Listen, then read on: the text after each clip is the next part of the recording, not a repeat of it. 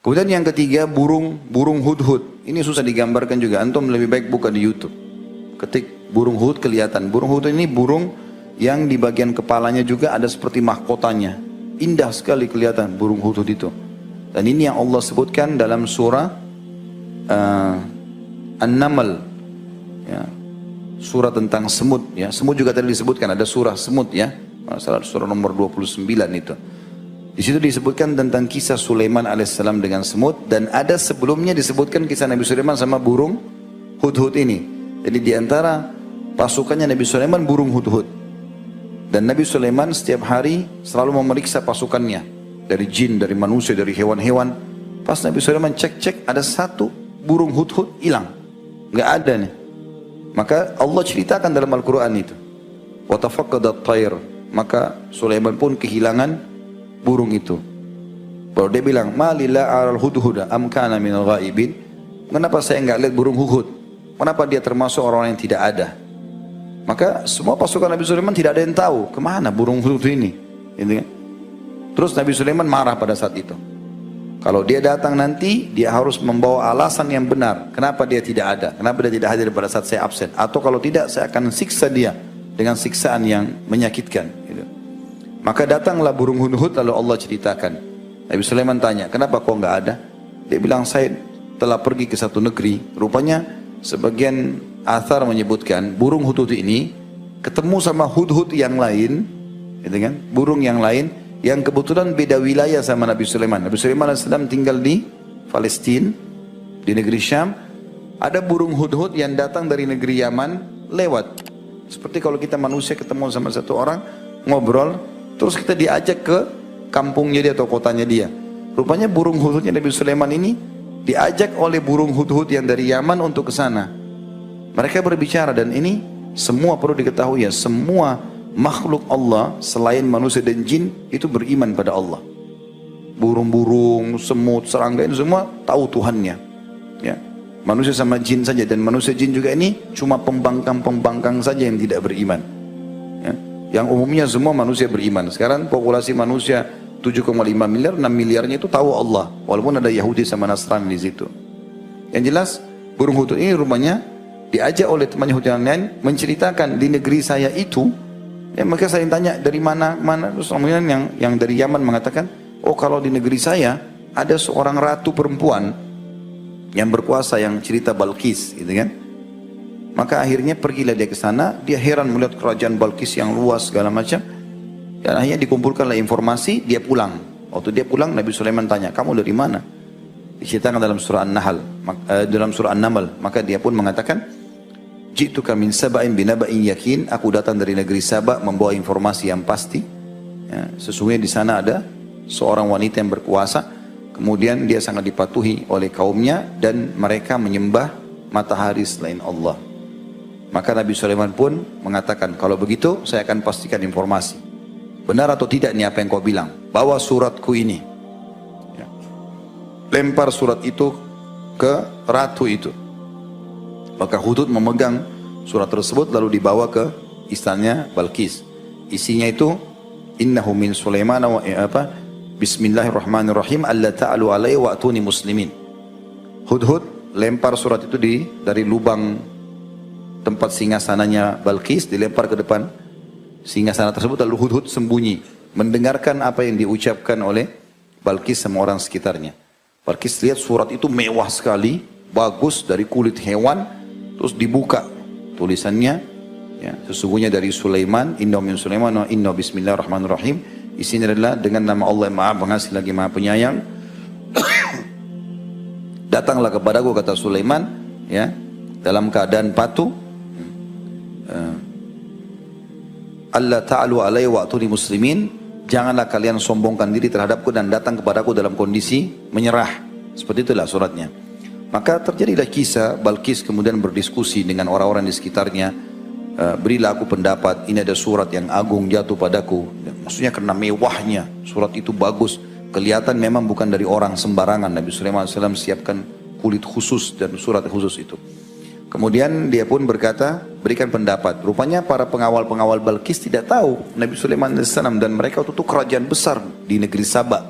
Sabah ini negeri Yaman. Allah juga berikan nama dalam Al-Quran surah nomor 34. Sabah, ya, tentang negeri Yaman ini. Dan sangat makmur dan besar kerajaan mereka pada saat itu. Maka para pengawalnya bilang, sesungguhnya keputusan di tangan Anda. Dan Anda sudah tahu kami ini kekuatan yang sangat besar. Tinggal perintah, suruh perang kami serang. Tapi Balkis berakal. Kata ulama tafsir, dia berakal. Dia mengatakan, ketahuilah kalau raja-raja memasuki satu negeri, maka mereka akan membinasakan negeri itu. Ya. Innal muluka idza dakhalu qaryatan afsaduha wa ja'alu a'izzata ahliha adillah. Kadzalika yaf'alun.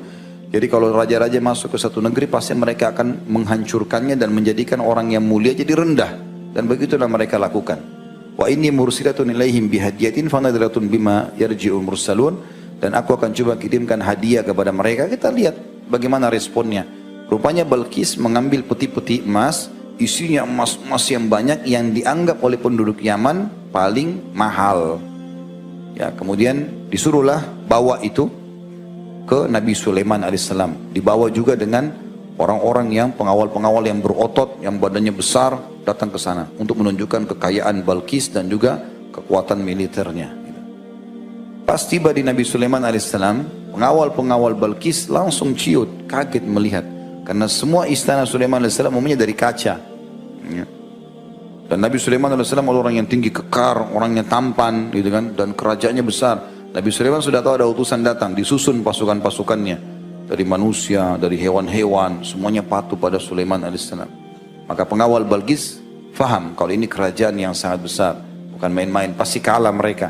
Dan begitu dibuka peti-peti emas, Nabi Sulaiman ketawa.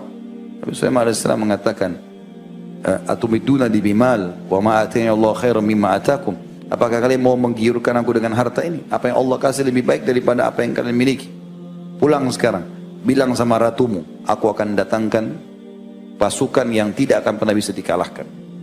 Kembalilah utusan ini, ceritakan sama Balkis. Ini Sulaiman, raja yang kekar, besar, pasukannya manusia, jin, hewan-hewan. Kita nggak bisa menang nih. Apa saran kalian? Sepakat, kita menyerah saja. Toh Sulaiman cuma minta kita beriman pada Tuhannya, tidak mau mengambil kerajaan kita. Maka Nabi Sulaiman bilang pada saat itu dengan para pengawalnya, siapa yang bisa mendatangkan singgasananya Balkis? Tapi dengan syarat, saya mau cepat. Ya. Lalu berkata, Ifrit dari jin, ini kekuatan jin yang paling besar, atau yang dianggap paling kuat dalam jin, saya bisa datangkan wahai Nabiullah, sebelum anda berdiri dari tempat duduk anda. Duduk ini berdiri sudah ada. Dan saya sangat kuat dan terpercaya. Qawiyun amin.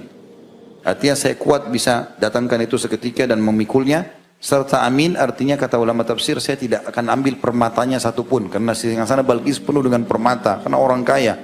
Gitu kan? Dan Balkis kalau duduk tengah-tengah seperti ya makhluk yang kecil di tengah sebuah besar. Karena besarnya singgasananya. Biasanya kan raja singgasananya 2 kali 3 kali poster tubuh dia. Ini enggak. Besar sekali sampai Balkis kalau duduk tengah-tengah sampai enggak kelihatan kecilnya. Maka dia bilang, saya tidak akan curi apa-apa. Sulaiman bilang, saya mau lebih cepat. Ya.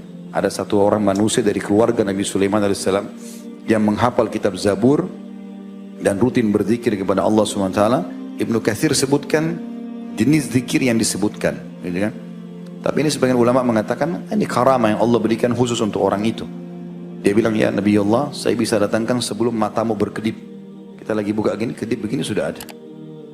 Lebih cepat dari jin tadi. Maka Sulaiman SAW mengatakan, datangkan. Begitu Nabi Sulaiman mau kedipin mata, sudah ada depannya singgasana. Maka Nabi Sulaiman mengatakan, sungguhnya ini nikmat Allah yang Allah ingin mengujiku, apakah aku bersyukur atau tidak. Lalu Nabi Sulaiman bilang, siapa yang bisa mengubah singgasananya Balkis ini? Ubah. Maksudnya ubah itu, permata ini pindahin ke sini, permata ini pindahin ke sini. Ubah. Tapi masih kelihatan kalau mirip dengan dia punya. Untuk menguji nanti Balkis. Karena sampai berita ke Sulaiman alaihissalam kalau Balkis adalah ratu yang pintar dan cerdas. Kemudian tunggulah, Allah sudah berikan firman kalau Balkis akan datang dengan pasukannya datang. Itu datang ke istananya, kaget Balkis dan semua pengawal-pengawalnya. Tidak ada istana semewah itu di zaman itu. Semuanya kaca segala macam. Dan salah satu ciri istana Nabi Sulaiman alaihissalam, di bawah lantai kaca itu ada air yang mengalir. Maka begitu masuk, yang paling pertama Nabi Sulaiman uji Balkis. Apakah seperti ini singgasanamu? Maka Balkis mengatakan, Al-Quran juga membahasakan itu ka'annahu hu. seperti ini, tapi nggak tahu, saya ragu karena sudah sempat diubah. Tapi karena cerdasnya dia yakin juga bahwa ini singgasananya. Maka Sulaiman pun mengatakan, ini singgasanamu yang sudah dipindahkan oleh prajuritku. Kemudian Nabi Sulaiman AS menyuruh, karena ini Balkis ratu, dia biasa dengan gemilang kekayaan segala macam, harus ada hal yang membuat dia yakin. Dimasukkan dalam satu ruangan, semuanya kaca, di bawahnya air. Kemudian Balkis waktu mau lewat, dia pikir itu air, karena jernihnya kacanya sampai dia menyingkap bajunya, ya, bagian bawah. Allah mengatakan, wa kasyafat an saqaiha, maka Balkis pun memperlihatkan betisnya, karena dia pikir itu adalah air. Maka setelah dia mau mengangkat begitu, Sulaiman mengatakan, sesungguhnya itu adalah kaca cermin yang telah dibuat. Setelah itu Balkis pun akhirnya patuh kepada Sulaiman, beriman karena keajaiban itu. Dan ada kisah panjang berhubungan dengan masalah itu. Tapi semua ini, ya, masuk Islamnya Balkis dan kaumnya ada pengaruh dari burung hudhud itu. Sebagian ulama mengatakan larangan membunuh hudhud karena peran itu. Ya, karena peran itu, ya. Sebagaimana bolehnya membunuh cecak karena dia tadinya meniup termasuk yang meniup api pada saat Ibrahim lagi dibakar. Ya, maka Allah membolehkan membunuh cecak, gitu kan? Sementara hudhud ini justru menjadi penyebab negeri Sabak semuanya beriman pada Sulaiman alaihissalam. Maka gara-gara itu juga hikmah kenapa tidak dibunuh.